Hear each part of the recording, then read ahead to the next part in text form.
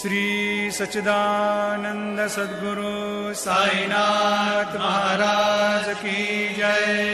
सदा निम्बवृक्षस्य मूलाधिवासात् सुधाश्राविणं तेक्तमप्यप्रियन्तं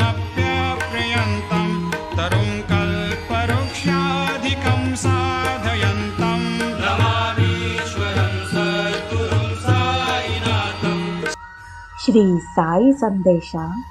ನಿನ್ನ ಮನಸ್ಸು ಕಲುಷಿತವಾಗದಂತೆ ನೋಡಿಕೊ.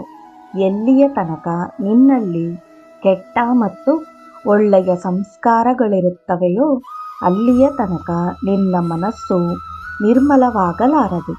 ಅವುಗಳನ್ನು ನಿಗ್ರಹಿಸಲು ಪ್ರಯತ್ನ ಮಾಡು. ಜನಗಳು ಈ ಪ್ರಾಪಂಚಿಕ ಸಾಗರದಲ್ಲಿ ಸಿಲುಕಿದ್ದಾರೆ. ಅವರು ಜನನ ಮತ್ತು ಮರಣವೆಂಬ ವ್ಯೂಹದಲ್ಲಿ ಸಿಲುಕಿದ್ದಾರೆ.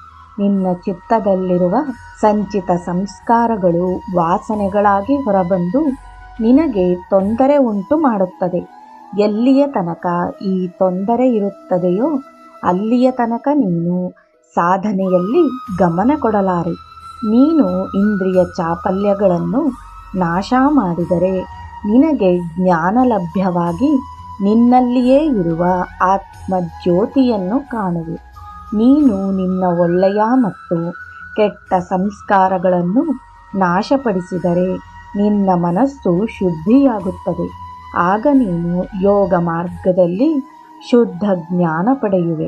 ನಿನ್ನಲ್ಲಿರುವ ಪ್ರಸಕ್ತ ವಾಸನೆಗಳು ಒಳ್ಳೆಯ ಮತ್ತು ಕೆಟ್ಟ ಕಾರ್ಯ ಮಾಡಿಸುತ್ತದೆ.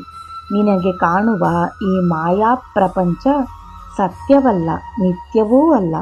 ಇದೆಲ್ಲವೂ ಮಿಥ್ಯೆಯ ದೃಷ್ಟಿ. ಇದನ್ನು ತಿಳಿ. ಜೈ ಸಾಯಿರಾಮ್.